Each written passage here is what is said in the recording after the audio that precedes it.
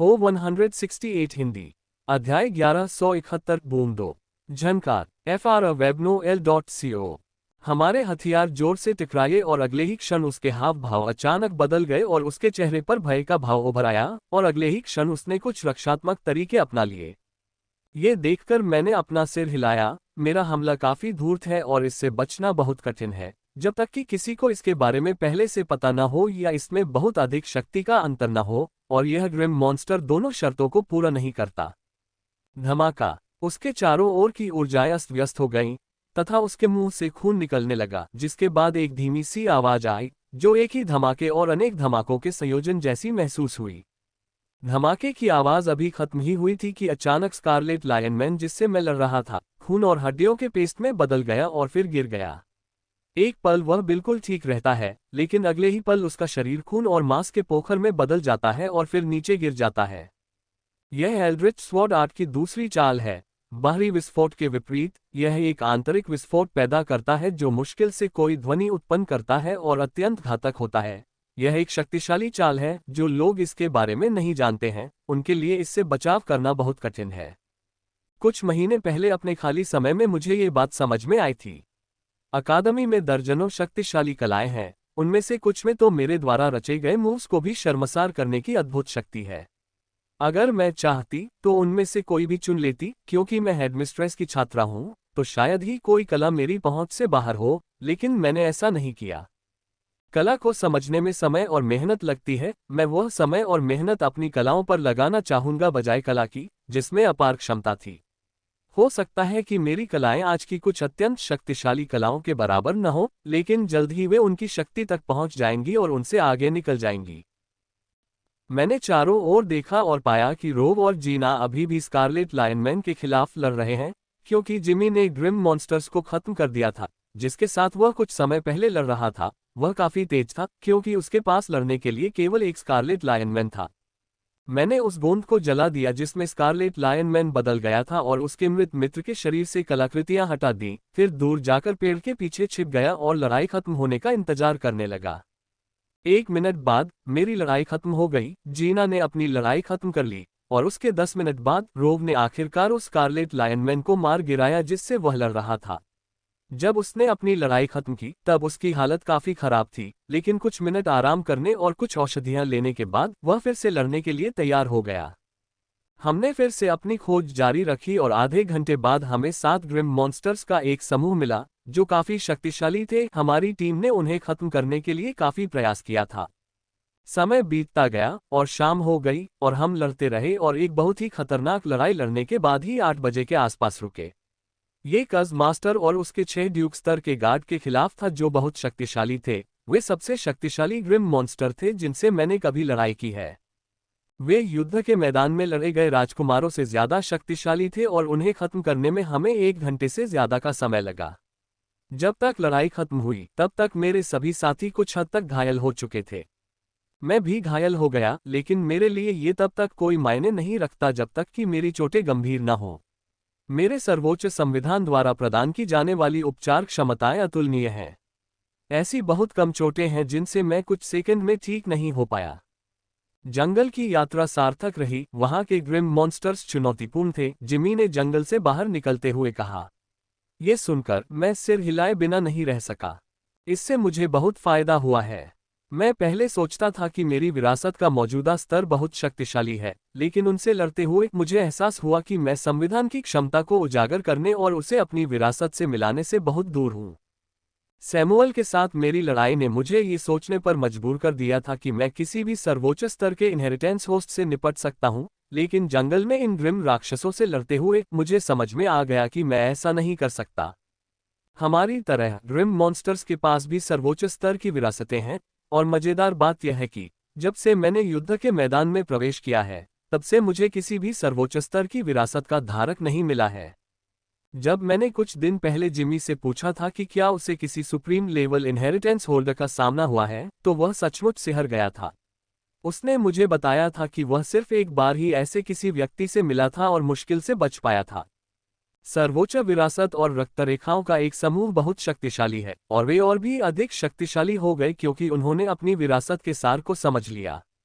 Samuel सिर्फ एक मजाक था जो अपनी विरासत की असली ताकत को सामने ला सकता था। उसके जैसे बहुत कम मजाक करने वाले हैं। संगठन आमतौर पर सुप्रीम इनहेरिटेंस के सदस्यों को बहुत सख्ती से प्रशिक्षित करता है और सैमुअल के शर्मनाक प्रदर्शन को देखते हुए मुझे यकीन है कि स्काई सेबर उससे तब तक अकेला नहीं छोड़ेगा जब तक वह कुछ अच्छे परिणाम नहीं देता। 1 घंटे बाद हम शहर के फाटक पर पहुंचे और कुछ मिनटों की कड़ी जांच के बाद हमें शहर में प्रवेश करने की अनुमति दी गई। वहां हमारी लूट को 4 हिस्सों में बांट दिया गया, जैसा कि हम आमतौर पर अपने क्वार्टर की ओर जाने से पहले करते हैं। जिमी, रोब और जीना एक दूसरे के काफी करीब रहते थे जबकि मैं उनसे थोड़ी दूरी पर रहता हूं। वे हंटर्स क्वार्टर में रहते हैं जबकि मैं हीलर्स क्वार्टर में रहता हूं, जो हंटर्स क्वार्टर से कई गुना बेहतर है। मैं जिमी के क्वार्टर में गया हूं, हालांकि वो मेरे क्वार्टर जितना ही बड़ा है, अंदर से तो वो बहुत बुरा है। वो क्वार्टर ज्यादा लगता था, मेरे अपार्टमेंट से कम। सिर्फ मेरा ही नहीं बल्कि छोटे हीलर क्वार्टर भी हंटर्स क्वार्टर से बेहतर हैं। मैंने चार्लोट का क्विटर देखा है, हालांकि यह छोटा है लेकिन ये काफी अच्छा है। इसे देखकर यह स्पष्ट है कि लॉर्ड स्टेज हीलर को भी एलीट ड्यूक हंटर से बेहतर उपचार मिलता है। चबा चबा, एशलिन ने पेट के बल लेटते हुए प्रशंसा की। मैं भी आराम करने के लिए सोफे पर लेट गया। भीषण लड़ाई के दिन ने मुझे बहुत थका दिया था। मैं अस्पताल में अपनी 3 घंटे की नाइट शिफ्ट पर जाने से पहले बस थोड़ा आराम करना चाहता हूँ। ट्रिंग ट्रिंग, मैं आराम कर रहा था जब मेरी होलोवॉच बज उठी और जब मैंने देखा तो पाया कि वह शिक्षक थे। मुझे शिक्षिका से बात किए हुए काफी समय हो गया था। आखिरी बार मैंने उन्हें 2 सप्ताह पहले देखा था, जब उन्होंने मुझे बताया था कि वे गुलाब के सार पर प्रयोग करेगी। हेलो, मैंने कॉल रिसीव करते हुए कहा। मेरी होलोवॉच पर टीचर के ऑफिस का एक प्रोजेक्शन दिखाई दिया। वह ऑफिस में अकेली नहीं थी, उसके सामने 13-14 साल की लड़कियां घबराई हुई बैठी थीं। माइकल, हमें अंततः एसेंस रोज के अनुसंधान में सफलता मिल गई, शिक्षिका ने कहा और अपने सामने बैठी छोटी लड़की की ओर इशारा करते हुए स्पष्ट रूप से बहुत खुश लग रही थी। आपको क्या पता चला? मैंने बहुत उत्साहित होकर पूछा। शिक्षिका ने मुझे बताया था कि वह इस विषय पर शोध कर रही हैं और मुझे लगा कि परिणाम देखने में 1 महीने का समय लगेगा। बेला, अपना टोटेम आर्टिफैक्ट निकालो, शिक्षिका ने छोटी लड़की से कहा। हाँ प्रधानाध्यापिका, छोटी लड़की ने कहा और अगले ही पल उसने एक सुंदर हरा रैपियर निकाल लिया। रैपियर सुंदर है और इसका डिजाइन बहुत ही नाजुक है। इसके ब्लेड और गार्ड पर मैं कांटों और गुलाबों का डिजाइन देख सकता था। इस युवा लड़की की कल्पना इतनी सुंदर डिजाइन को साकार करने के लिए काफी बढ़िया है। बेला के इस टोटेम आर्टिफैक्ट में आधार सामग्री के रूप में ड्यूक लेवल एसेंस रोज का उपयोग किया गया है और मुझे कहना होगा कि हमें जो परिणाम मिले हैं वे काफी चौंकाने वाले हैं, उसने गर्व से मुस्कुराते हुए कहा। यह सुनकर मुझे काफी आश्चर्य हुआ। हालांकि शिक्षक ने मुझे बताया था कि एसेंस रोज का उपयोग टोटेम आर्टिफैक्ट में किया जा सकता है। फिर भी ये गुलाब सरल नहीं है। इन्हें ग्रिम राक्षसों के सार से प्राप्त किया गया है और इनमें बहुत उच्च स्तरीय शक्ति की एक मात्रा निहित है। ये शक्ति विरासत के निर्माता की समझ का हिस्सा है। प्रत्येक विरासत में ये शक्ति होती है। जब मैं ग्रिम राक्षस को मारने के विचार से रोज चाल का निर्माण कर रहा था तो ये बात मेरे लिए मुश्किल हो गई थी और मुझे नियम झुकाव शक्ति की मदद से सैकड़ों संरचनाएं बनानी पड़ी, इससे पहले कि मैं वह प्राप्त कर पाता जिसकी मुझे आवश्यकता थी। इसलिए मुझे बहुत आश्चर्य हुआ जब मैंने सुना कि एक 13-14 साल की लड़की रोज के सार को ढालकर उसके माध्यम से टोटेम आर्टिफैक्ट बनाने में सक्षम थी, और मुझे पूरा यकीन है कि ग्रिम मॉन्स्टर्स का सार अपने प्राणघातक दुश्मन के खिलाफ पूरी ताकत से हमला करेगा। शिक्षिका ने भी मेरे प्रश्न पर ध्यान दिया और उन्होंने उत्तर दिया, किसी शूरवीर के लिए ड्यूक स्तर के एसेंस रोज को अकेले आत्मसात करना असंभव है, जो अपनी पूरी शक्ति से मेजबान को मारने की कोशिश करेगा। FREOMEGAAbnormal.com। मैंने जो देखा है उसके अनुसार आत्मसात करने के लिए बहुत कम मदद की जरूरत होती है। कम से कम ड्यूक को एसेंस रोज की उग्र ऊर्जाओं को दबाने के लिए आत्मसात करने के दौरान मौजूद रहना चाहिए, उसने समझाया। तो ऐसा ही है, दमन के दौरान कम से कम राजा स्तर की शक्ति की आवश्यकता होती है। काश मैं वहां होता और यह प्रक्रिया देखता, इससे मुझे बहुत प्रेरणा मिलती। क्या रोजे सिर्फ नाइट पर काम करते हैं या लॉर्ड्स के ऊपर की कलाकृति भी आत्मसात करने में ठीक है? मैंने पूछा। ये सुनकर उसने अपना सिर हिलाया। फिलहाल ये सिर्फ नाइट पर काम कर रहा है। जब हमने लॉर्ड्स और उससे ऊपर की कलाकृतियों के साथ प्रयास किया तो उनके टोटेम बीजों और कलाकृतियों ने तीव्र प्रतिरोध उत्पन्न किया, उसने थोड़ी निराशा के साथ उत्तर दिया। मुझे आश्चर्य नहीं हुआ, जितना अधिक व्यक्ति ऊपर जाता है उतना ही अधिक वह ग्रिम ऊर्जाओं का प्रतिरोध करता है। ये समय की बात है। बहुत जल्द ही हम इसका भी रास्ता खोज लेंगे। शिक्षिका ने कहा कि वह बहुत आशावान लग रही है, ऐसा लगता है कि वह पहले से ही बढ़त हासिल कर चुकी है। टोटेम आर्टिफैक्ट की शक्ति कैसी है? मैंने महत्वपूर्ण प्रश्न पूछा। ये सुनकर शिक्षक के चेहरे पर मुस्कान सुबह के सूरज की तरह चमक उठी। ये बहुत आश्चर्यजनक है। ब्लेड पर एक साधारण निशान किसी भी शूरवीर को 1 मिनट के भीतर मार सकता है, और वह भी तब जब उसे बिना किसी ऊर्जा संचरण के नंगे ब्लेड से काटा जाता है। जब वह ऊर्जा संचारित करती है तो अभिशाप इतना शक्तिशाली हो जाता है कि वह किसी भी शूरवीर को 1 सेकंड के भीतर मार सकता है। उसने कहा। यह देखकर मैं चौंकने से खुद को नहीं रोक सका। सभी विचित्रताओं के बावजूद मेरा टोटेम आर्टिफैक्ट शूरवीर अवस्था में कभी इतना शक्तिशाली नहीं था। वाह, मैंने कभी नहीं सोचा था कि यह टोटेम आर्टिफैक्ट को इतना शक्तिशाली बना देगा, मैंने विस्मय में कहा। मेरी उम्मीदें मेरे टोटेम आर्टिफैक्ट पर आधारित थीं, फिर भी अगर मेरे पास ऐसा टोटेम आर्टिफैक्ट होता तो यह मेरे लिए बहुत सी चीजें आसान बना देता। हालांकि इसका जहर शक्तिशाली है, लेकिन वह केवल सामान्य जहर का उपयोग कर सकती थी। शक्तिशाली जहर ने उसे एक ही हमले में खत्म कर दिया। शिक्षक ने कहा, यह अभी भी मेरे टोटेम आर्टिफैक्ट से बेहतर है। उसे बस अपने प्रतिद्वंद्वी की त्वचा को नोचना है और उसके मरने के लिए 1 मिनट तक इंतजार करना है। क्या ये केवल मनुष्यों पर ही प्रभाव डालता है या ग्रिम मॉन्स्टर्स पर भी? मैंने पूछा। हमारे शोध के अनुसार इससे कोई फर्क नहीं पड़ता कि यह ग्रिम मॉन्स्टर्स है या मनुष्य, यह एक ही तरह से काम करेगा। उसने कहा। यह सुनकर मेरे चेहरे पर मुस्कान आ गई। क्या आपने अन्य एसेंस रोज, शापित रोज और कीट रोज को भी आजमाया है? मैंने पूछा। पिछले कुछ सप्ताहों में हुई लड़ाइयों में मैं भाग्यशाली रहा कि मुझे 4 कीट मास्टर्स मिले। इस युद्ध के मैदान में वे शापित मास्टर्स और विष मास्टर्स की तुलना में अत्यंत दुर्लभ हैं। नहीं, हमने अभी तक उन्हें आजमाया नहीं है।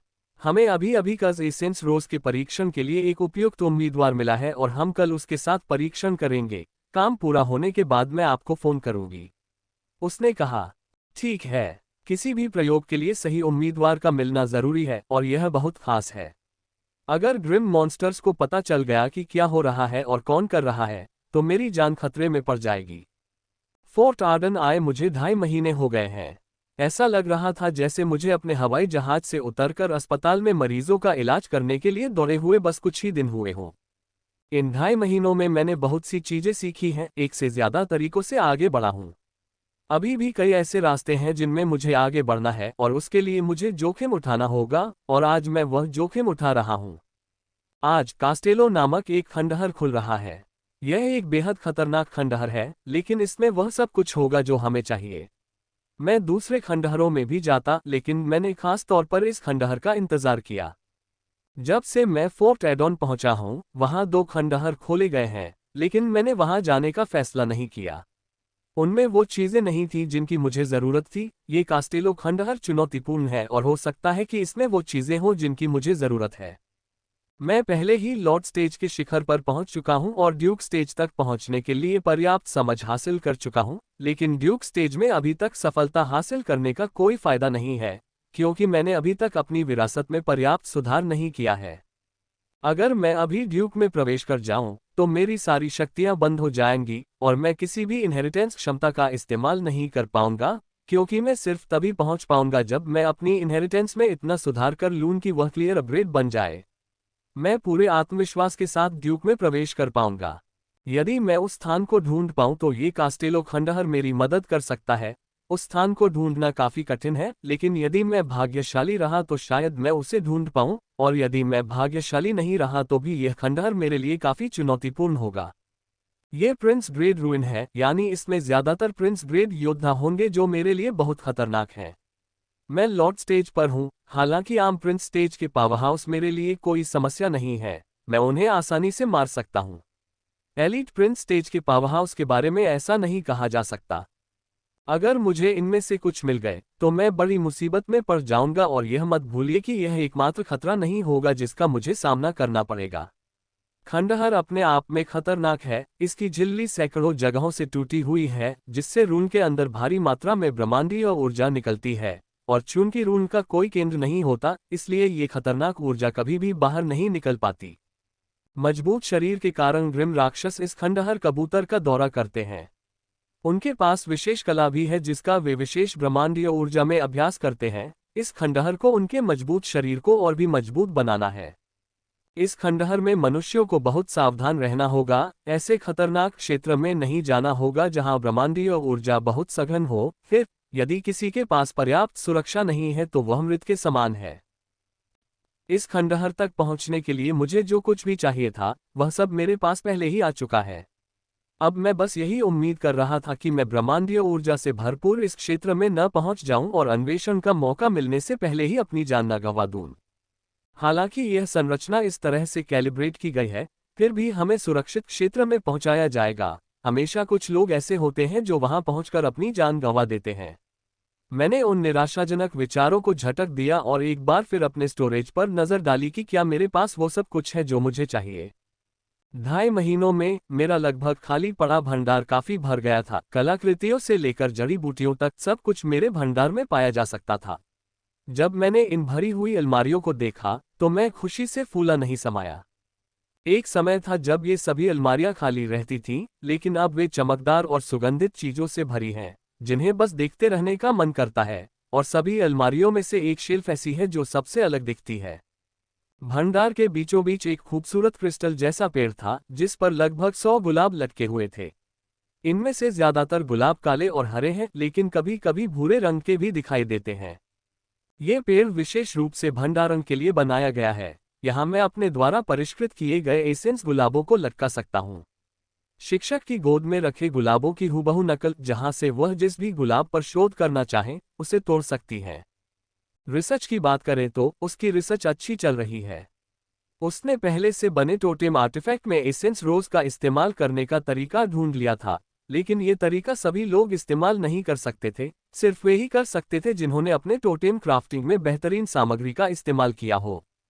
शिक्षक ने कहा कि वे एक ऐसी विधि पर काम कर रहे हैं जो उन्हें सामान्य भगवान और उससे ऊपर के अभ्यासी में शामिल करने में मदद कर सकती है, लेकिन इसमें समय लगेगा। यहाँ तक कि शिक्षक ने कहा कि ऐसी विधि ढूंढना आसान नहीं है।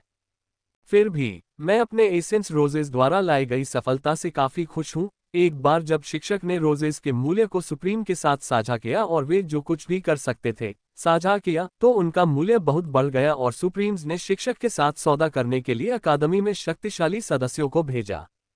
न केवल शिक्षक के साथ, बल्कि मुझे गुप्त रूप से उन्हें एसेंस रोज उपलब्ध कराने के लिए भी कहा गया था, और उन्होंने जो कीमत बताई थी उससे मैं भी हैरान रह गया था। फिर भी वे कमीने सिर्फ संसाधन देने को तैयार हैं या नहीं। शिक्षक ने उनसे उनके गुप्त पुस्तकालय तक पहुंच के बारे में पूछा था, लेकिन उनमें से हर एक ने उसे साफ मना कर दिया था, जिसमें विजडम टॉवर और हॉथॉर्न सागर भी शामिल थे। विजडम टॉवर और हॉथॉर्न सागर ने इसे सीधे तौर पर अस्वीकार नहीं किया। वे मुझे अपने गुप्त पुस्तकालयों में जाने की अनुमति देने को भी तैयार हैं, यदि मैं उनके संगठन का सदस्य बनने के लिए सहमत हो जाऊं, जिसका अर्थ है कि एक बार जब मैं राजा स्तर पर पहुंच जाऊंगा तो मैं उनके संगठन का पूर्ण सदस्य बन जाऊंगा। ये शर्त मैं न तब मानने को तैयार था और न अब मानने को। सुप्रीम में शामिल होने में मेरी कोई रुचि नहीं है। यद्यपि उनके पास विशाल संसाधन और ज्ञान हो सकता है जिसकी तुलना अकादमी नहीं कर सकती, फिर भी मैं अकादमी से बहुत प्यार करता हूं और जब तक कोई विकल्प न हो मैं इसे नहीं छोड़ूंगा। जल्द ही मैं उस जगह पर पहुंच गया जहां कास्टेलो खंडहर का टेलीपोर्टेशन गेट है। ये शहर के उन चौकों में से एक है जहां 2 से 3 मिलियन लोग आसानी से आ सकते हैं। इस समय चौक पर 5 लाख से अधिक लोग मौजूद हैं, लेकिन अभी भी समय है तथा हर सेकंड लोग आ रहे हैं, इसलिए 10 लाख या 1.5 लाख लोग खंडहर में प्रवेश करेंगे। मध्य महाद्वीप में खंडहर उतने नए नहीं हैं जितने मूल महाद्वीप में हैं। हर महीने कम से कम एक खंडहर जरूर खोला जाता है और ये सार्वजनिक खंडहर होते हैं जिनकी देखभाल पिरामिड के हाथों में होती है। यहाँ कई निजी खंडहर भी हैं जो संगठनों के हाथों में हैं। अकादमी के पास भी कई खंडहर हैं। उनमें से ज्यादातर सामान्य हैं, लेकिन उनमें से कुछ वाकई अनोखे हैं। जब वे खुलेंगे तो मैं जरूर उन्हें देखने जाऊंगा। लगातार लोग आते रहे और उनकी संख्या लगभग 1.5 लाख तक पहुंच गई। ये संख्या अच्छी थी, लेकिन पूरे युद्ध क्षेत्र की तुलना में उतनी बड़ी नहीं थी। मेरे साथियों की तरह कई लोग पहले ही एक और खंडहर में प्रवेश कर चुके हैं जो 2 सप्ताह पहले खुला था।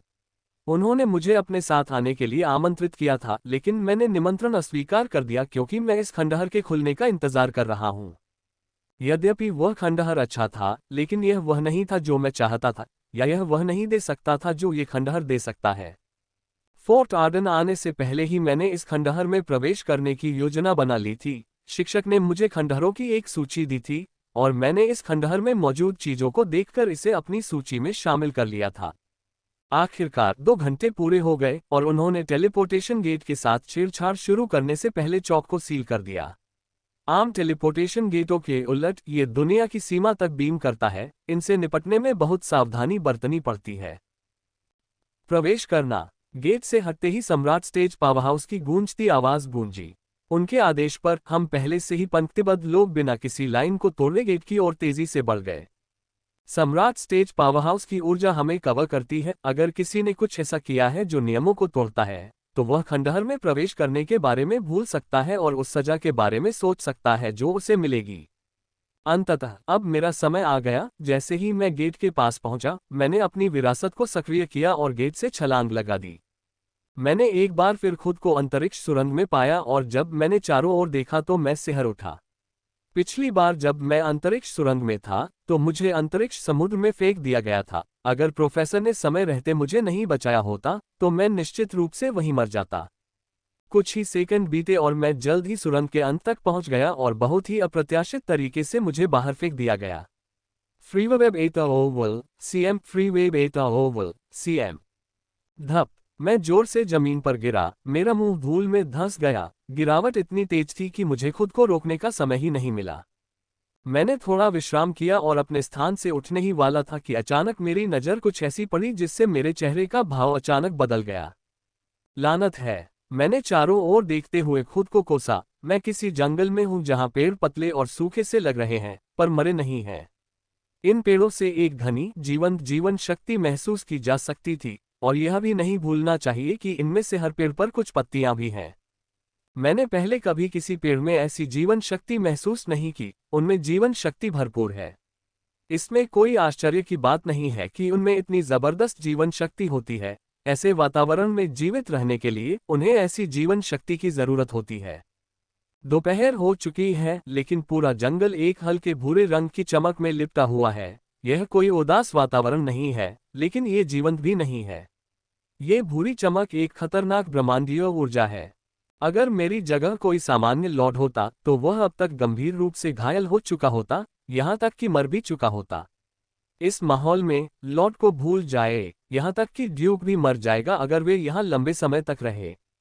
यह अच्छी बात है कि जब मैं सुरंग में प्रवेश कर रहा था तो मैंने कवच पहन रखा था, अन्यथा सर्वोच्च संविधान के साथ भी मैं इस ऊर्जा से घायल हो जाता। मुझे 2 काम करने हैं। पहला, पता लगाना कि मैं कहाँ हूँ, और दूसरा, यहाँ से निकल जाना। मेरा कवच इतनी ऊर्जा सहन कर सकता है। अगर यह गाढ़ा हो जाए, जैसा कि ऐसी अस्थिर जगहों पर होता है, तो मेरा कवच भी मुझे नहीं बचा पाएगा। मैंने उत्तर दिशा चुनी और उस ओर चल पड़ा। ये खंडहर लगभग मानचित्रित हो चुका है। हालांकि नक्शा सही नहीं है, फिर भी अगर मुझे संदर्भ के रूप में कुछ उल्लेखनीय मिलता है तो यह मुझे बताएगा कि मैं कहाँ हूँ। मैं कुछ खोजने के लिए ऊंची उड़ान भरना चाहता था, लेकिन मैंने ऐसा न करने का फैसला किया। ये जंगल भले ही शांत लगता हो, लेकिन ये खतरों से भरा है। इतनी सघन ब्रह्मांडीय ऊर्जा के कारण यहाँ किसी का भी जीवित रहना बहुत कठिन है, लेकिन कुछ लोग अभी भी ऐसा कर सकते हैं, और जो ऐसा करने में सक्षम है वे बहुत मजबूत हैं। केवल पेड़ ही ऐसी चीज नहीं है जो ऐसे वातावरण में जीवित रह सकते हैं, कुछ राक्षस भी इसमें जीवित रह सकते हैं और यहाँ तक कि इस ब्रह्मांडीय ऊर्जा का अपने लाभ के लिए उपयोग भी कर सकते हैं, जैसे पेड़ अत्यंत मजबूत हो जाते हैं। इसलिए इससे पहले कि मैं जानूं कि मैं कहाँ हूँ, मैं राक्षस का ध्यान अपनी ओर आकर्षित नहीं करना चाहता। मैं संदर्भ के लिए कुछ ढूंढने के लिए इधर उधर देख रहा था, तभी मेरी नज़र एक ऐसी चीज पर पड़ी जिसने मुझे चौंका दिया। मैंने कवच की पूरी सुरक्षा सक्रिय कर दी, इसे पूरी तरह से सील कर दिया ताकि कोई भी ऊर्जा अंदर प्रवेश न कर सके, लेकिन कुछ ऊर्जा अंदर प्रवेश कर गई। ऊर्जा का रिसाव आश्चर्यजनक नहीं है, क्योंकि बहुत कम मुहरें परिपूर्ण होती हैं, विशेषकर मेरे कवच जो हर क्षण सांसारिक ऊर्जा को ग्रहण करते हैं। आश्चर्य की बात यह है कि इस ऊर्जा को बाहर निकालने के बजाय, जैसा कि ये देखना चाहिए था कि यह कितना खतरनाक है, मेरा कवच इसका उपयोग कर रहा है। रून स्वयं को मजबूत बनाने के लिए इस ब्रह्मांडीय ऊर्जा को चूसते हैं, और यह केवल तभी होता है जब यह उनके लिए फायदेमंद होता है, क्योंकि मेरे विरासत के रून उन सभी चीजों का विरोध करेंगे जो उन्हें नुकसान पहुंचाएंगी। ये देखकर मुझे बहुत आश्चर्य हुआ और अगले ही पल मैंने एक बड़ा जोखिम उठाया और इस ब्रह्मांडीय ऊर्जा के विरुद्ध अपने कवच पर लगाई गई मुहर को पूरी तरह से खोल दिया। मैं इसे धीरे धीरे ले सकता था, लेकिन मैं ऐसा नहीं करना चाहता था। मैं अपने इनहेरिटेंस रून्स को इस ब्रह्मांडीय ऊर्जा का पूरा प्रभाव झेलते देखना चाहता था। जैसे ही मैंने कवच को खोला, भूरे रंग की ऊर्जा मेरे कवच के हर कोने से मेरे पास आए और बिना किसी निस्पंदन प्रक्रिया से गुजरे सीधे रूनों में विलीन हो गई। रूनों ने सीधे इसे ले लिया था। ऐसा केवल 2 बार हुआ था जब मेरी विरासत मजबूत हुई थी। अब ये पूरी तरह से ऊर्जा ले रहा है, और मैं महसूस कर सकता था कि मेरे इनहेरिटेंस रूइन को इस ऊर्जा की अधिक भूख लग रही है, और वे चाहते हैं कि मैं इसे सक्रिय रूप से आकर्षित करूं, लेकिन मैंने ऐसा नहीं किया। अभी भी समय है और चून की कवच अब खुला हुआ है, इसलिए यह 1 महीने के हर पल की ऊर्जा ले सकता है। इसलिए कुछ मिनटों तक इनहेरिटेंस खंडहर को देखने के बाद, ये जांचने के बाद कि कोई समस्या तो नहीं है, मैंने अपनी यात्रा जारी रखी। मैं अभी कुछ ही मिनट चला था कि मैंने दूर से राक्षस की दहाड़ सुनी, और उसके कुछ मिनट बाद राक्षस को देखने से पहले मैंने एक और दहाड़ सुनी। मैंने पहले सोचा था कि वहां बहुत ज्यादा राक्षस नहीं होंगे क्योंकि वहां बहुत ज्यादा ऊर्जा मौजूद है, लेकिन उसके 1 घंटे बाद मैंने अपना विचार पूरी तरह से बदल दिया। वहां राक्षस हैं, जितना मैंने सोचा था उससे कहीं ज्यादा, और ये राक्षस मैंने अब तक जो देखे हैं उनसे थोड़े अलग हैं। मैं इन राक्षसों से लड़ना चाहता था, फिर भी मैंने उनसे कोई मुठभेड़ नहीं की। मैंने बस उनसे दूरी बना ली और अपनी यात्रा जारी रखी।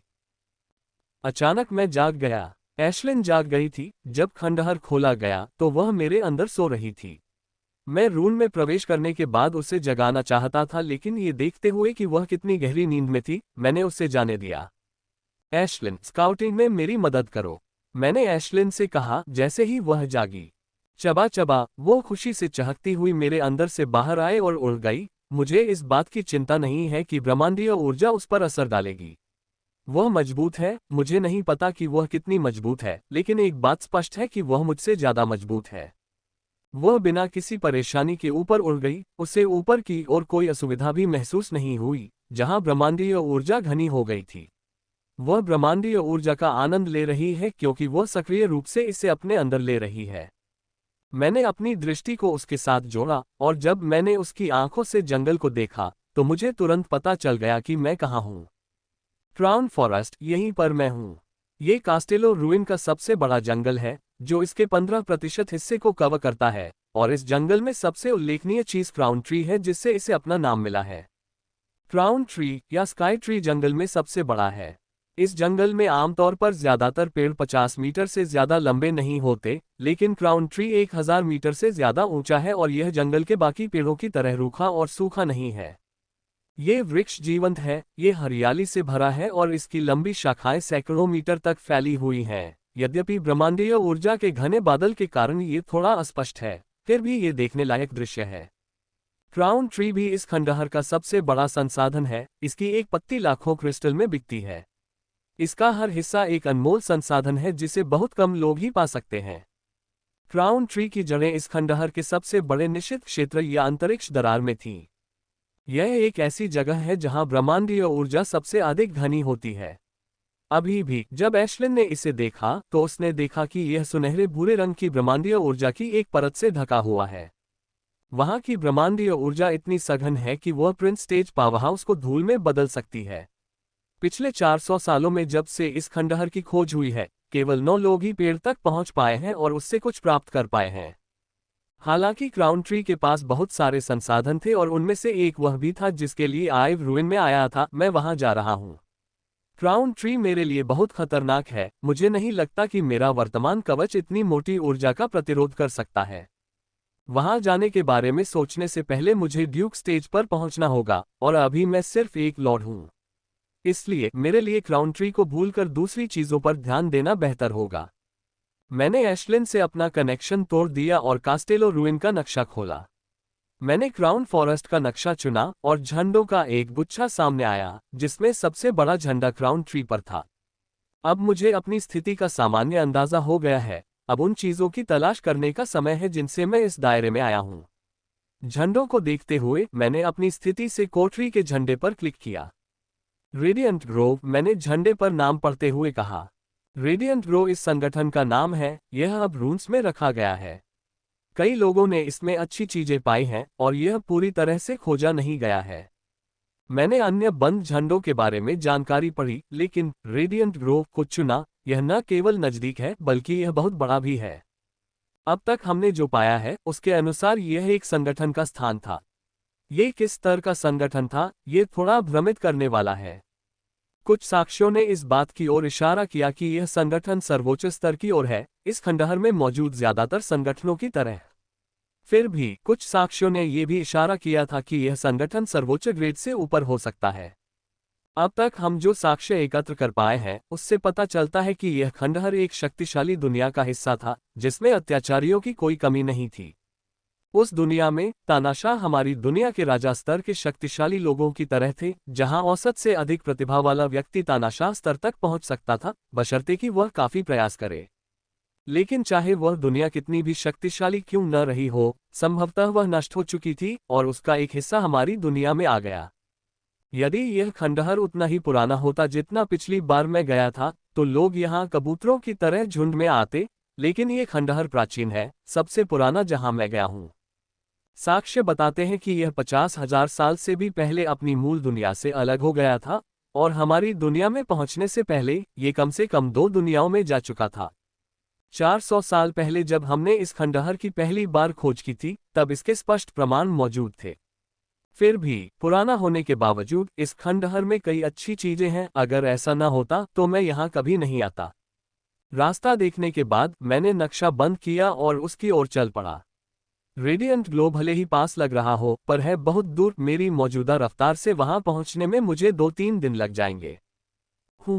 अचानक मैं रुक गया और मेरे हाथों में एक तलवार प्रकट हुई। जैसे ही मैंने अपनी तलवार पीछे खींची, मेरे अंदर के रून चमक उठे। झनकार, मेरी तलवार ग्रे वुल्फ के तीखे पंजों से टकराए और वह बिना किसी प्रयास के वापस उछल गई, जबकि मैं थोड़ा हिल गया। भेड़िया राक्षस ने मुझ पर छिपकर हमला किया। वह कुछ मिनटों से मेरा पीछा कर रहा था, और जब मैं उसे मौका देता तो वह छिपकर हमला करने का सही मौका ढूंढता। उसने बिना सोचे समझे मौका गंवा दिया। मेरे सामने एक भूरा भेड़िया है। ये छोटा है, सिर्फ 1.5 मीटर लंबा। इसके पंजे बहुत तीखे हैं और चमकदार भूरा फर है जो बहुत मुलायम लग रहा था। ये भेड़िया राक्षस प्रारंभिक ड्यूक अवस्था में है, और उस मानक के अनुसार ये बहुत छोटा है। ड्यूक स्तर के राक्षस भेड़िए कम से कम 10 मीटर लंबे होते हैं, और मेरे सामने जो है वह सिर्फ 1.5 मीटर लंबा है, जो प्राइवेट स्तर के भेड़िए के समान आकार का है। यदि मुझे इसमें से एक शक्तिशाली ड्यूक स्टेज आभा का आभास न होता तो मैं सोचता कि यह सिर्फ एक सामान्य ग्रे वुल्फ राक्षस है, न कि एक शक्तिशाली राक्षस जिससे मुझे भी सावधान रहना होगा। ग्रर, उसने मुझ पर गुर्राकर फिर हमला किया, और इस बार उसकी गति और भी तेज हो गई है, और उसके पंजे और भी लंबे हो गए हैं। उसे आते देख मैंने बिना कोई सवाल किए अपनी तलवार घुमा ली। ये भेड़िया बहुत शक्तिशाली है और मुझे इसे मारना ही होगा। झनकार, उसके पंजे फिर से मेरी तलवार पर वार करने लगे, और इस बार प्रभाव इतना बड़ा था कि मुझे एक कदम पीछे हटना पड़ा, जबकि ग्रे वुल्फ राक्षस आसानी से पीछे हट गया। इस ग्रे वुल्फ का सांसारिक ऊर्जा पर उत्कृष्ट नियंत्रण है। हालांकि यह अभी तक उड़ नहीं सकता है, लेकिन यह बिना किसी समस्या के उस पर सरक सकता है। बादल की गरज, वह जोर से गुर्राया। उसके बाद उसकी झाड़ीदार पूंछ पीछे से आई, जिससे मेरी ओर कई धूसर हवा के आंख निकले, और उसी समय वह इतनी तेजी से मेरी ओर आया कि प्रिंस स्टेज के पावरहाउस को शर्मसार कर सकता था। अपने ऊपर आ रहे ऐसे शक्तिशाली निश्चित मारक आक्रमणों को देखकर मैं गंभीर हो गया, और मेरे अंदर के रून चमकने लगे। मैं गायब हो गया और भेड़िए के सामने आया और अपनी तलवार नीचे कर दी, जो पहले से 3 गुना भारी हो गई थी। ग्रर, भेड़िया मेरे अचानक सामने आ जाने से आश्चर्यचकित हो गया, लेकिन उसने तीव्र प्रतिक्रिया व्यक्त की। जैसे ही मैं उसके सामने आया, उसने अपने चमकते पंजों से मेरी तलवार पर वार किया, जो उसकी गर्दन पर जा रही थी। झनकार, उसके पंजे फिर से मेरी तलवार पर वार कर रहे थे, और इस बार यह भेड़िया था। वह वापस उड़ गया। प्रभाव इतना जबरदस्त था कि वह आसानी से इसे संभाल नहीं सका। जब मैंने अपना हमला समाप्त कर लिया तो मैं अपने स्थान से गायब हो गया, क्योंकि 3 भूरे रंग के चाप मुझे छूने वाले थे, और यदि मैं जल्दी से दूर नहीं गया तो वे मुझे भेद देंगे। जब मैं कुछ मीटर दूर गया तो मैंने पाया कि ग्रे वुल्फ स्थिर हो गया है और अब चुपचाप मेरी ओर देख रहा है।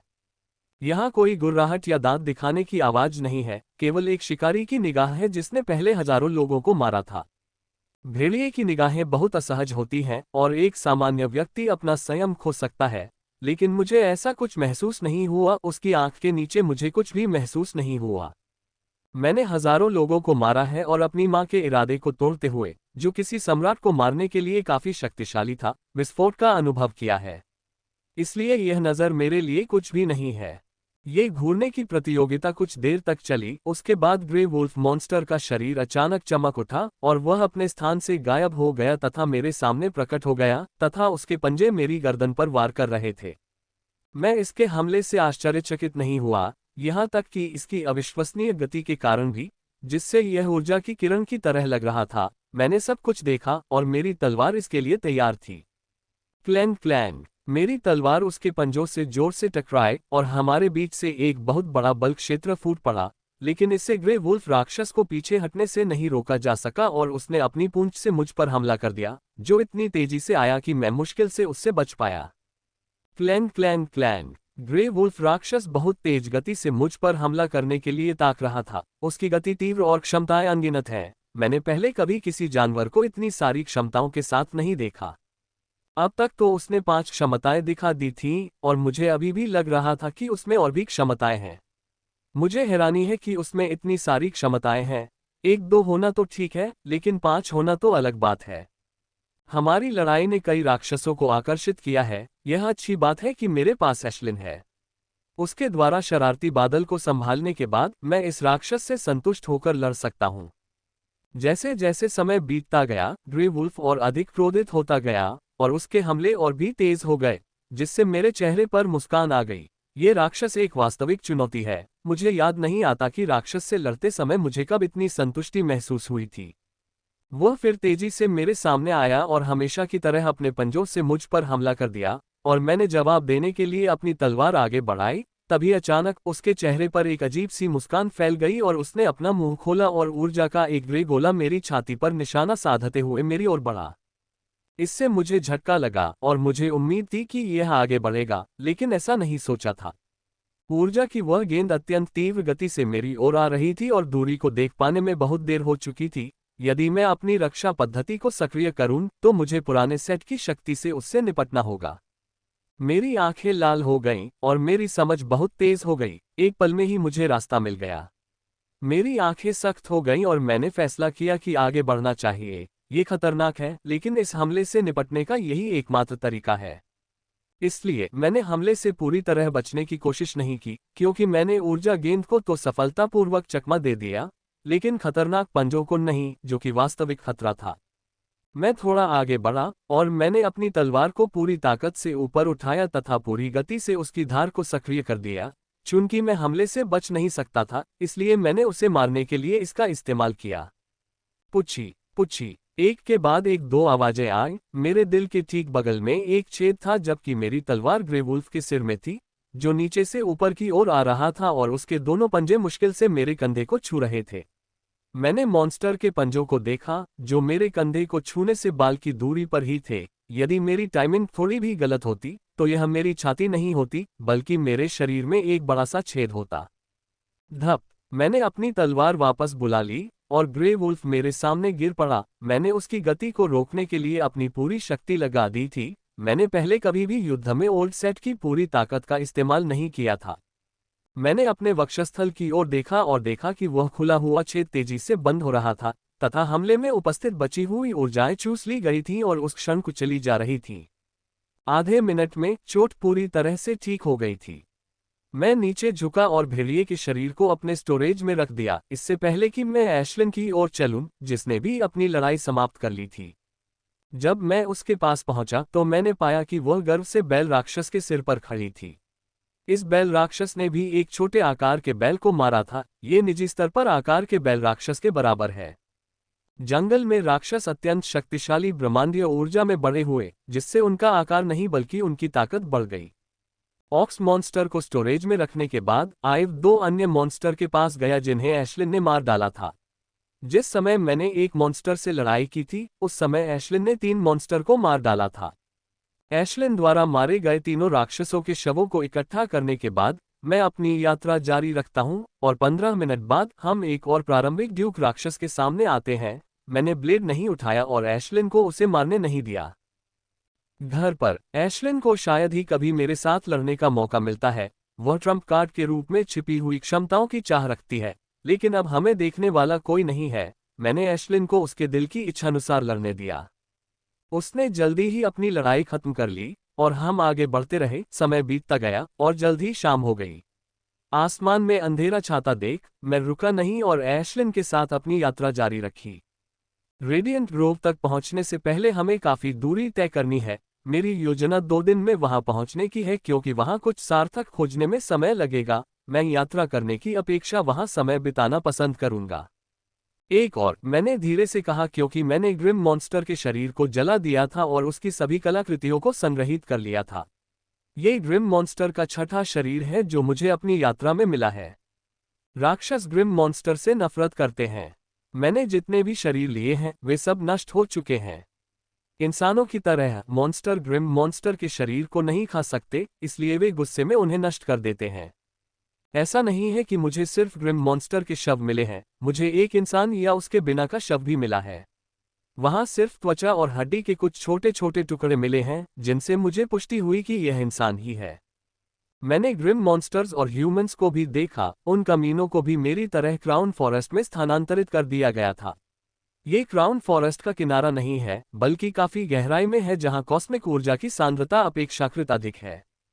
सुबह 9 बजे मैं आखिरकार रुका और एक अच्छी जगह ढूंढी जहां मैं अपना घर बना सकूं। छोटा, मैंने एक आह भरते हुए कहा जब मैं छिपे हुए घर में दाखिल हुआ। मैंने इसे जितना संभव हो सके उतना छोटा बनाया था ताकि यह कम ध्यान आकर्षित कर सके। मैं जमीन के नीचे एक निवास बनाना चाहता था, लेकिन मैंने ऐसा नहीं किया। एशलिन ने रास्ते में 2 कृमि राक्षसों को मार डाला था, और यह देखते हुए कि वे कितने शक्तिशाली हैं, ऐसा करना एक गलती होगी। निवास में प्रवेश करने के बाद मैंने एक छोटे से बाथरूम में स्नान किया जिसे मैंने बनाया था, और फिर छोटी सी रसोई में चला गया।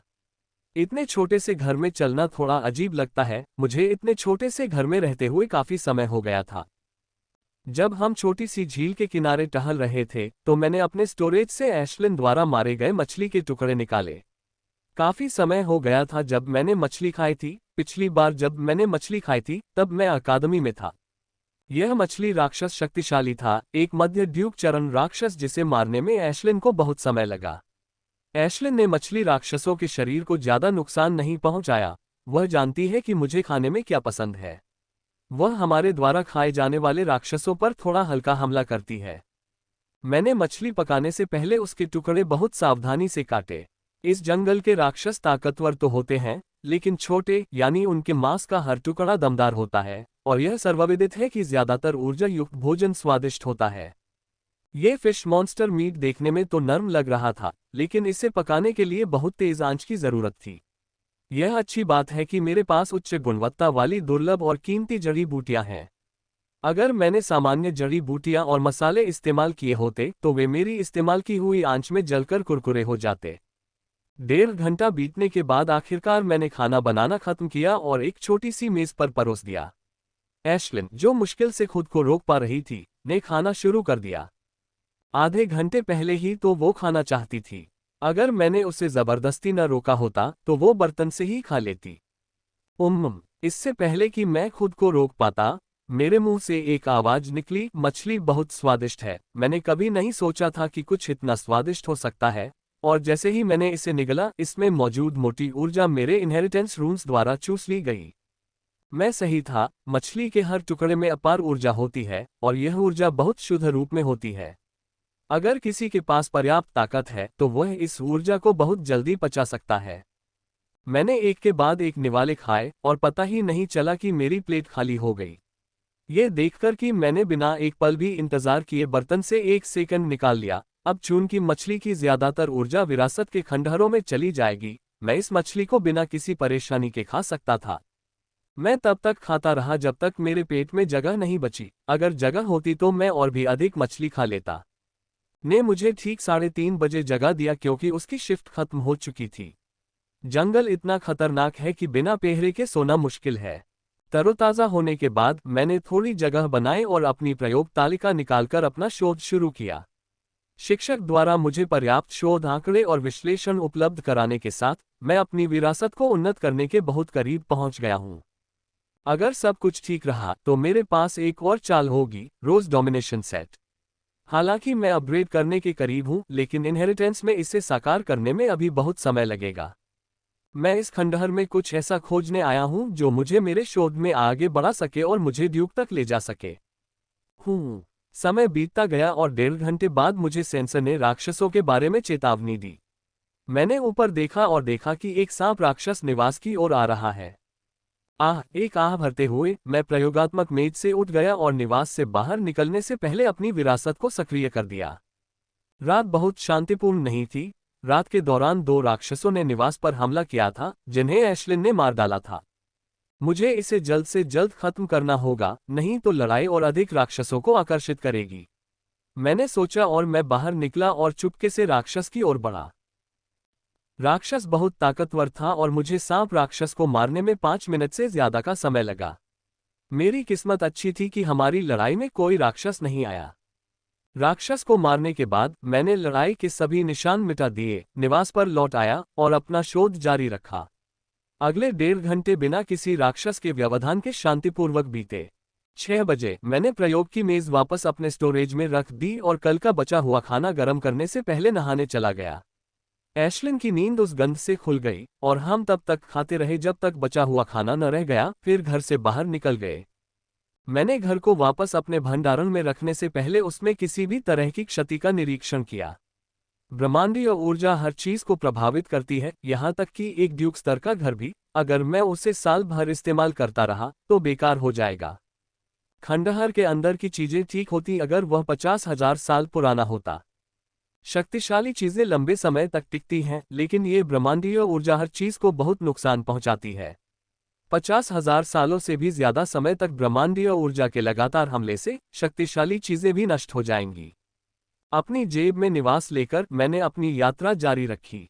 आज मैं तेज हूं। जितने भी राक्षसों का हम सामना कर चुके हैं, एशलिन ने उनसे जल्दी ही निपट लिया। मैं राक्षसों से भी लड़ना चाहता था। ये राक्षस शक्तिशाली हैं और मेरे कौशल को तेज करने के लिए योग्य प्रतिद्वंद्वी हैं, लेकिन मैं पहले रेडियंट ग्रोव तक पहुंचना चाहता हूं। मुझे यकीन है कि मैं वहां कई शक्तिशाली राक्षसों से लड़ूंगा। समय बीतता गया और मैं रेडियंट ग्रोव की ओर अपनी यात्रा जारी रखता रहा।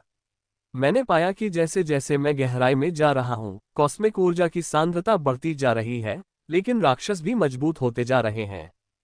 पहले पीक लॉर्ड्स और इनिशियल ड्यूक थे, अब मिड ड्यूक हैं, और वो बहुत ताकतवर हैं, बहुत ताकतवर।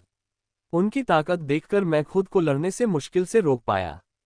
जब मैं अपने लिए बनाई बेड़ियों में जकड़ा हुआ था, एशलिन अपनी जिंदगी का भरपूर आनंद ले रही थी। वह हमारे सामने आने वाले हर राक्षस से लड़ रही थी, किसी को भी जिंदा नहीं छोड़ रही थी। उसने हमारे द्वारा खोजे गए 2 ग्रिम मॉन्स्टर्स को भी मार डाला। जब हमने उन्हें पाया तो उनकी हालत बहुत खराब थी। उन्हें मारने के लिए एशलिन को बस एक ही वार करना पड़ा।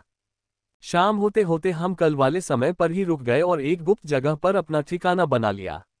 आज मैंने एक और मॉन्स्टर बनाया जो मछली से भी ज्यादा स्वादिष्ट था। कल का मछली राक्षस इनिशियल ड्यूक था, लेकिन आज का टकी राक्षस मिड ड्यूक था।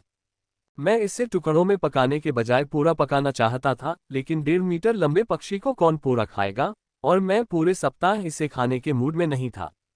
रात का खाना खत्म करने के बाद मैं बिना समय गंवाए सो गया और एशलिन मेरा ध्यान रखती रही। उसने मुझे ठीक 3:30 बजे जगाया, खुद सो गई और मैं नजर रखता रहा। मेरी किस्मत बहुत खराब लग रही थी, क्योंकि जिस शक्तिशाली राक्षस का मैं इंतजार कर रहा था, वह मुझे परेशान करने के लिए आया ही नहीं था। पारी बिना किसी परेशान करने वाले तत्व के बीत गई। भोर होते ही मैंने पिछली रात का बचा हुआ खाना फिर से गर्म किया और एशलिन के साथ खाया, फिर अपनी यात्रा जारी रखी। अगर हमारी किस्मत अच्छी रही तो हम दोपहर तक रेडियंट ग्रोव पहुंच जाएंगे। हमने अपनी यात्रा कल की तरह ही शुरू की। मैंने अपनी तलवार का उपयोग नहीं किया और सभी राक्षसों को अहलीन के पास छोड़ दिया, जिसने अपने हृदय महाद्वीप पर राक्षसों से लड़ाई लड़ी। वो बहुत खुश लग रही थी कि उसे राक्षसों से लड़ने का मौका मिल रहा है। घर पर उसे ऐसा कम ही मिलता है, ज्यादा से ज्यादा मैं उसे हमारे लिए रास्ता ढूंढने के लिए कहती हूँ और उस समय वो चुपके से एक दो ग्रिम राक्षसों को मार देती है, बस इतना ही।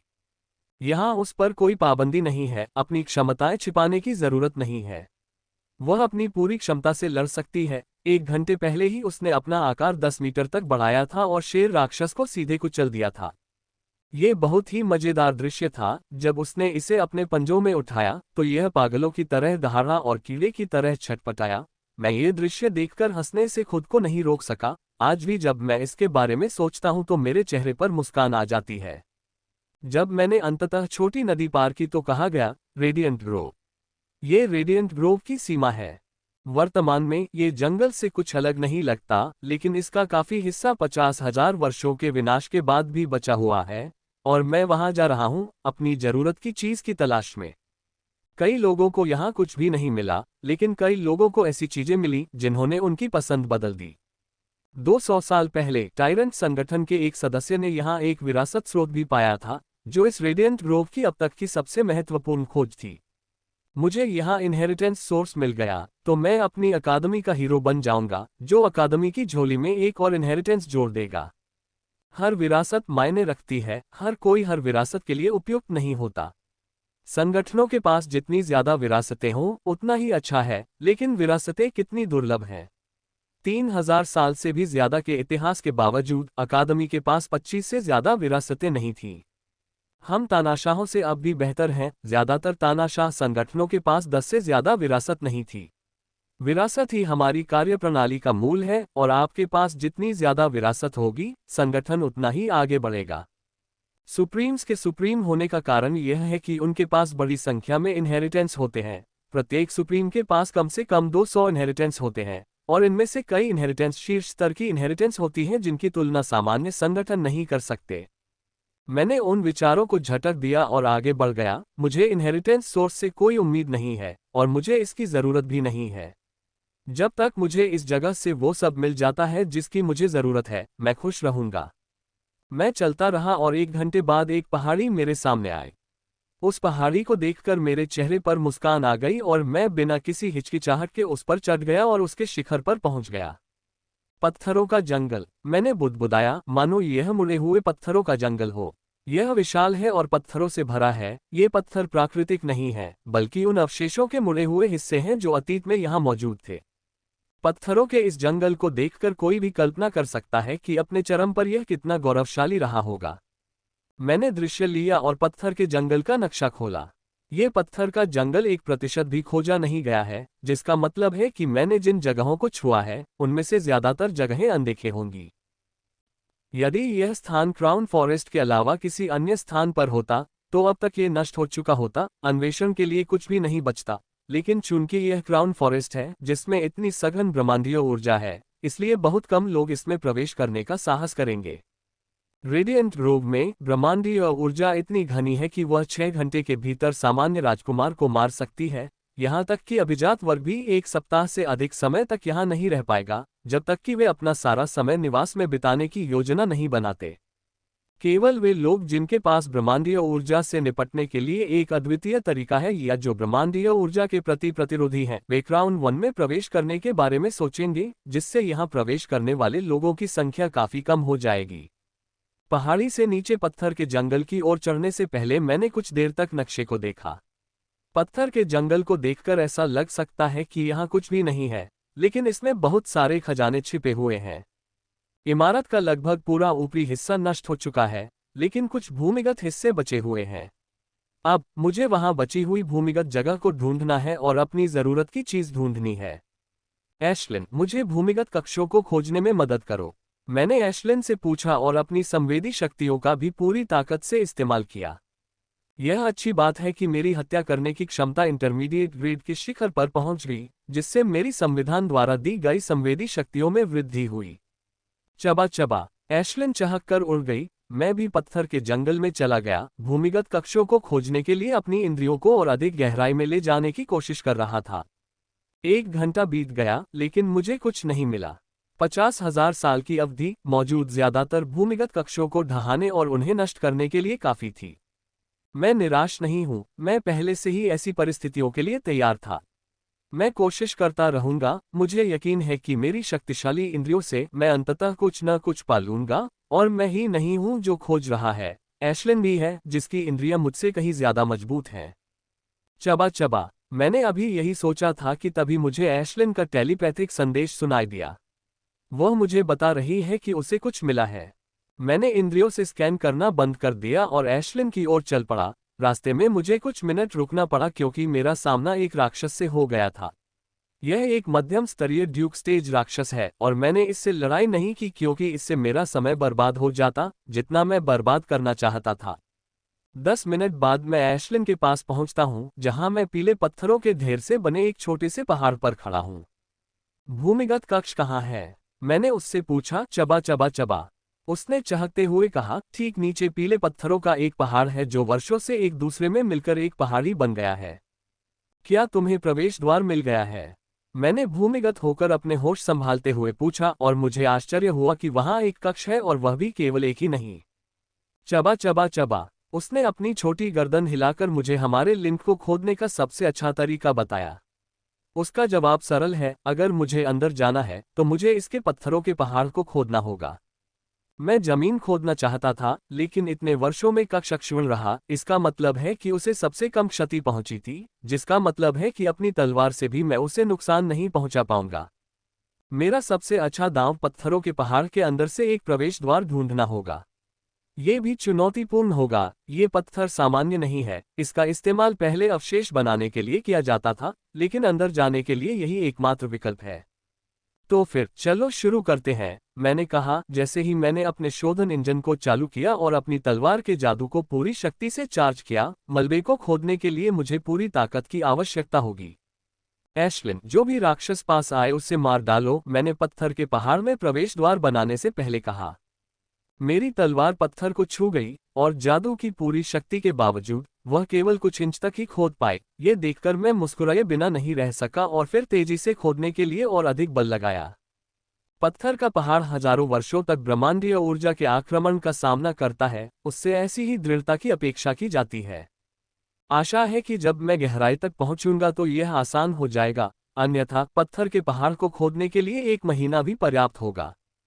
कच थड कच थड कच थड, मुझे पत्थर के पहाड़ को खोदते हुए 5 घंटे हो चुके थे और अब मैं चाहता तो अपनी तलवार को पत्थर में पूरी तरह से घुसा सकता था, जो कि उस समय से पूरी तरह से अलग है जब मैंने पहली बार शुरुआत की थी, जहां मैंने अपनी तलवार को पत्थर में केवल कुछ इंच तक ही घुसाया था। फिर भी मैं पत्थर के पहाड़ के अंदर प्रवेश द्वार तक पहुंचने से बहुत दूर हूं। ऐसा करने में मुझे कम से कम कल शाम लग जाएगी। मेरा वर्तमान लक्ष्य अंदर एक खोखला स्थान है, जो उस स्थान से कुछ मीटर की दूरी पर है जहां मैं खुदाई कर रहा हूं। मेरी गति को देखते हुए मुझे वहां पहुंचने में लगभग 2 घंटे लगने चाहिए थे, लेकिन मुझे नहीं लगता कि मैं पहुंच पाऊंगा। मैं थक गया हूं, पूरी शक्ति से जादू को बनाए रखने में बहुत ऊर्जा लगती है। मुझे व्यय को प्रबंधित करने के लिए अपने सभी प्रयासों के साथ ऊर्जा को परिष्कृत करना पड़ा। और क्या मैंने उल्लेख किया कि मंत्रमुग्धता में कितनी ऊर्जा लगती है? ये बहुत अधिक है जिसे मैं मुश्किल से बनाए रखने में सक्षम हूँ। मुझे अपने आप को उस विशाल ऊर्जा को परिष्कृत करने के लिए मजबूर करना पड़ा, भले ही मैं थका हुआ महसूस कर रहा था। धप, 1.5 घंटे बाद पत्थर का एक बड़ा टुकड़ा गिरा जिससे एक बड़ा खोखला स्थान दिखाई दिया। इसे देखकर मेरे चेहरे पर मुस्कान आ गई। मैंने इस खोखले स्थान को अपना लक्ष्य बना रखा था और यहां तक पहुंचने के लिए खुद को मजबूर कर रहा था, और अब जब मैंने ऐसा कर लिया तो मैं अंततः रुक सका। मैंने अपनी तलवार वापस रख दी और थककर जमीन पर गिर पड़ा। मेरा पूरा शरीर पसीने से तर है और मैं थका हुआ महसूस कर रहा हूं और एक उंगली भी नहीं उठाना चाहता। अगर जीवित रहने के लिए जरूरी न हो तो मैं अपने पहने हुए इनहेरिटेंस कवच को भी निष्क्रिय कर सकता हूं। आधे घंटे बाद मैं आखिरकार उस जगह से चला गया। मैंने सबसे पहले जो काम किया वह था खुदाई के रास्ते में बाधा उत्पन्न करना। मैंने अपने भंडार में रखे सभी पत्थरों को खोखली जगह में अपना घर खोलने से पहले रख दिया। खोखला स्थान काफी बड़ा है, निवास पिछली रात के आकार से दोगुना होगा। मैं निवास के अंदर गया और सबसे पहले मैंने स्नान किया और उसके बाद मैंने रात का खाना बनाना शुरू किया। रात का खाना हमेशा की तरह स्वादिष्ट था और इसे खाने के बाद मैं सो गया और सीधे सुबह उठा। यह एक खोखला स्थान है जिसमें केवल एक प्रवेश द्वार है और मैंने गुफा में जितने सेंसर लगाए हैं उससे निगरानी रखने की कोई आवश्यकता नहीं थी। नहाने और पिछली रात का बचा हुआ खाना खाने के बाद मैंने फिर से तलवार से खुदाई शुरू कर दी। ये बहुत थका देने वाला काम है, लेकिन कुछ हासिल करने के लिए मुझे ये करना ही होगा। मैं इस खंडहर में इस अंधी आशा में आया हूं कि मुझे वह चीज मिल जाएगी जिसकी मुझे जरूरत है। जल्द ही दोपहर हो गई और मैं कल की तरह पूरी तरह थक गया और बस आराम करना चाहता था, लेकिन मैं चलता रहा। आराम करने का मतलब है इस खंडहर में मेरे पास जो कीमती समय था उसे बर्बाद करना, और मैं ऐसा नहीं चाहता। रेडिएंट ग्रोव एकमात्र स्थान नहीं है जिसे मुझे खोजना है, यहाँ कुछ अन्य स्थान भी हैं और विशालकाय क्राउन ट्री को भी नहीं भूलना चाहिए, जिसका हर हिस्सा एक खजाना है। मैं क्राउन ट्री पर जाना चाहता हूँ, लेकिन ये बेहद खतरनाक है। मैं वहां तभी जा सकता हूं जब मैं ड्यूक बन जाऊं और मेरे पास पर्याप्त शक्ति हो, इसके बिना मैं वहां नहीं जाऊंगा। अपनी वर्तमान शक्ति के साथ वहां जाना आत्महत्या के समान होगा, जिसे करने की मुझे कोई जल्दी नहीं है। इसलिए मैं भी थका हुआ महसूस कर रहा था। मैंने खुदाई जारी रखी, इसे प्रवेश द्वार को एक उद्देश्य के रूप में प्रशिक्षण की तरह सोचा। नए दृष्टिकोण ने कुछ समय के लिए थोड़ी मदद की, इससे पहले कि थकान फिर से हावी हो जाए, लेकिन जब थकान आई तब भी मैंने प्रवेश द्वार पर एकाग्रचित होकर काम जारी रखा। थड थड थड, अंत में एक पत्थर धड़ाम से गिरा, लेकिन ये पत्थर एक भी धमाका करके नहीं रुका। सीढ़ियों पर पत्थर के फिसलने के साथ साथ और भी अधिक धमाकों की आवाजें आने लगी। हाँ, मैं आखिरकार प्रवेश द्वार पर पहुंच गया। दूसरी तरफ पूरी तरह से अंधेरा है, लेकिन मैं अपनी दृष्टि से सीढ़ियों को देख सकता था। एपेक्स संविधान के साथ प्रकाश और अंधेरे से मुझे कोई फर्क नहीं पड़ता था। मैं रात में भी उतना ही स्पष्ट रूप से देख सकता था जितना कि दिन में। मैं तुरंत सीढ़ियों से नीचे नहीं उतरा, बल्कि बैठ गया और आराम से सांस ली। मैं मानसिक रूप से पूरी तरह थक गया हूं और मेरी ऊर्जा भी खत्म हो गई है। मेरे भंडार में मुश्किल से 1% ऊर्जा बची है। मैं अंदर जाने से पहले आराम करना चाहता हूं और अपनी ऊर्जा को पूरी तरह से भरना चाहता हूं। यह एक शक्तिशाली संगठन स्थल था, भले ही कुछ जाल अभी भी सक्रिय हो सकते हैं। मैं चाहता हूं कि अगर ऐसा कोई जाल सक्रिय हो जाए तो मैं कमजोर और थका हुआ हो जाऊं। मैंने 1.5 घंटे तक आराम किया, अपनी ऊर्जा को पूरी तरह से पुनः प्राप्त किया। उसके बाद मैं अंततः उठा और सीढ़ियों की ओर चला गया। मैं कदम दर कदम नीचे उतरता गया, हर कदम सावधानी से उठाते हुए आखिरकार बड़े हॉल में कदम रखा। हॉल विशाल था और उसमें ऐसी चीजें भरी थीं जो देखने में ठीक लग रही थीं, सिवाय कुछ धूसर रंग के फर्नीचर और छोटी किताबों की अलमारी को देखकर ऐसा लग रहा था कि मैं लिविंग रूम में हूं। समय के साथ इमारत के नीचे एक आवासीय क्षेत्र बन गया होगा, क्योंकि भूमिगत स्थानों में बड़ी खिड़कियां नहीं होती हैं। मैंने पूरे लिविंग रूम को बड़ी मुस्कान के साथ देखा। मैंने कभी नहीं सोचा था कि एक कमरा इतनी बेहतरीन हालत में मिलेगा। ये बहुत आश्चर्यजनक है। यह एक लिविंग रूम है, एक लिविंग रूम जिसमें बुकशेल्फ है। बिना इंतजार किए मैं किताबों की अलमारी की ओर बढ़ गया। मैं इस कमरे में ज्ञान के लिए आया हूं, और अब जब मैं किताबों की अलमारी देखता हूं तो मैं कितना उत्साहित महसूस कर सकता हूं। धब संरचना और जाल की जांच करने के बाद मैंने बुकशेल्फ पर रखी पहली पुस्तक को छुआ, और जैसे ही मैंने उसे छुआ कुछ विचित्र हुआ। पूरी बुकशेल्फ शाम के अंधेरे में ढह गई। लकड़ी का एक भी पृष्ठ नहीं बचा, सब कुछ धूल में बदल गया था। धप धप धप, भाड़ में जाओ, मैंने क्रोध में अपने पैर पटकते हुए कहा। मुझे पुस्तक के बारे में बहुत उम्मीद थी, लेकिन मेरी सारी उम्मीदें धूल में मिल गईं, और मेरी मुहर ने कुछ और चीजों को अंधकार में बदल दिया। हॉल में केवल धूल, धातु के टुकड़े और कुछ अन्य सामान ही बचा था जो समय और ब्रह्मांडीय ऊर्जा के कहर से बच गया था।